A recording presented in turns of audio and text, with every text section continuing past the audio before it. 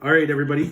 So this is our next unboxing video, and the package was, these were ordered in September, and it's now March.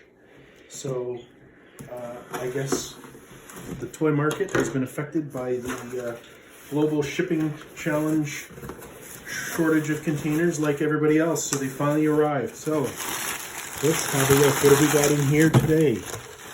Ooh, so here we go.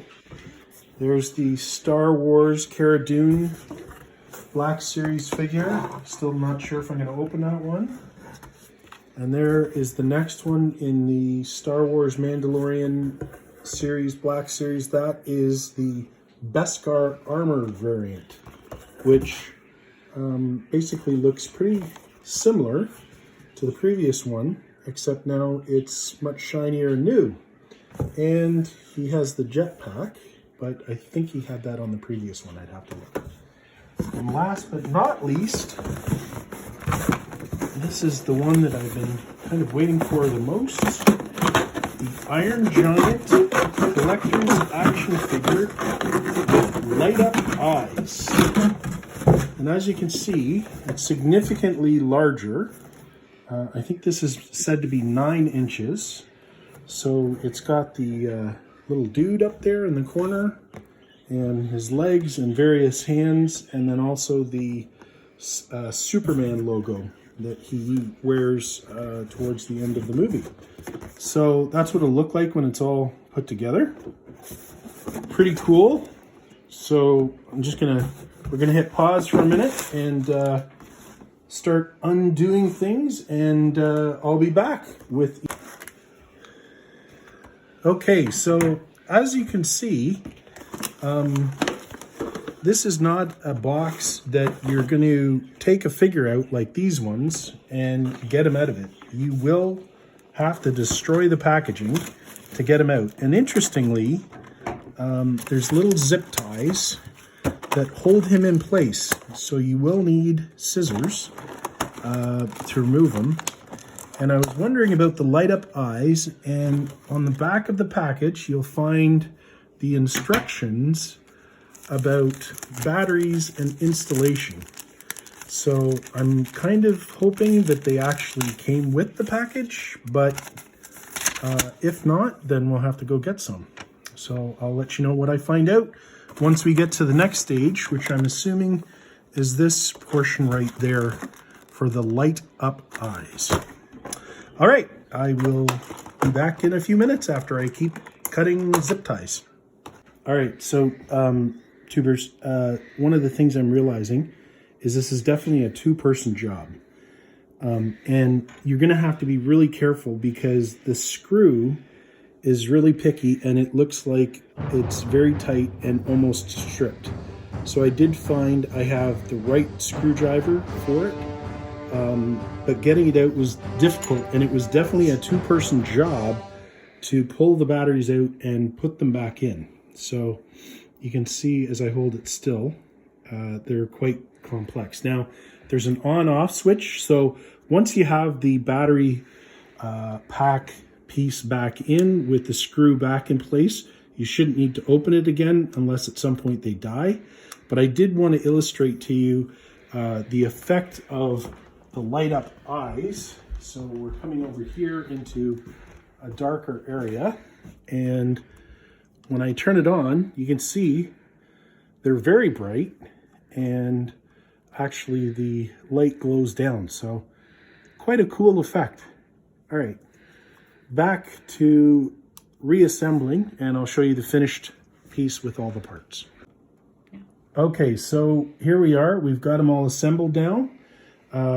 I've attached the young lad on his shoulder. My daughter pointed out it's a magnet, so it will stick in place, which is great. And I've chosen to put him in a semi-Superman pose.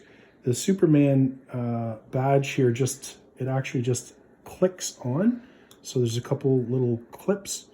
It clips right on, and then you can pose him as you want. Like I say, I'm choosing to make it look like he's just about to take off. The paint's really nice, although I notice a few scratches, so you just want to be careful when you're touching it. And there's multiple hands that you can choose for various poses, lots of points of articulation, and as I said, I've installed the batteries, so there he is. The Iron Giant with light up eyes. So very cool. Now I'm gonna unbox my Mandalorian and Beskar armor and see how that goes. So here we are, and we're opening the Black Series Beskar Armor Mandalorian. I'm gonna leave the Cara Dune in the box for now until I decide what to do with her. But if you're watching this one, you probably already watched my previous one where I did the regular version, or pre-Beskar armor unboxing. So it looks like very similar, although again, jetpack a little shinier. I guess it's supposed to be the Beskar, which is silver. And no ties, which I actually don't mind, but just be careful when you take it out, as his cape projects through, so you don't want to accidentally rip that. So you just got to take a little bit of care to get the cape out. And once he's out, then he's got his smaller blaster, which is there, and then his longer gun, which same, yep. The little post here will go in the corner. I noticed on the last one that it was a little bit finicky to get it in just right, so you kind of have to line it up, and then it will stay there. And again, interestingly, they have chosen to go with a holster with a little plug, so you can actually put his blaster in, and once it's in, close the plug up, and there he is. Mandalorian, Beskar armor with the fiddly gun that falls out. So you just have to work on that a little bit. I might actually sand that a little because it is a little finicky, but there he is. And he's got the nice finish to him.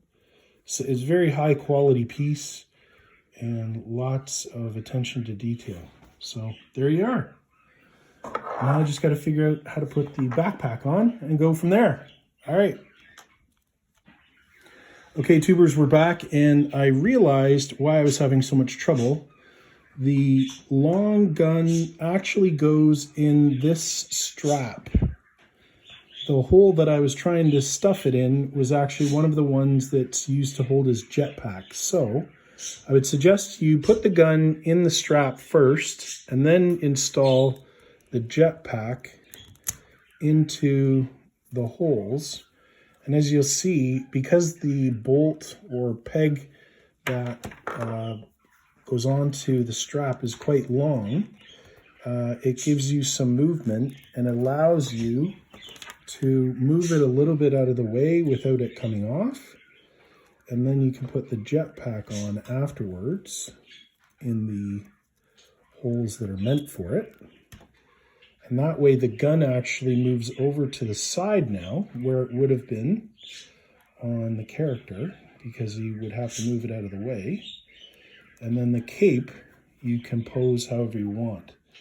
I noticed he is quite heavy, top heavy, so it actually helps to pose him with the cape to the one side. And then you just kind of have to take your time to balance him, because once the jetpack is on, I guess the center of gravity is off. So he'll be a little tippy. So you just have to kind of move him around. And there are, as I noted on the last one, lots of points of articulation. So if you put his hand out something like that, you end up with a stable figure. Or you can put his hand backwards to make it look like he's thinking about drawing his gun, and put the cape backwards. So there you go. He looks like he's ready to go to town and collect some bounties. Thanks, everybody. hope you enjoyed this. Like I said, I'm going to leave my Cara Dune in the box, and maybe next time we'll do that one.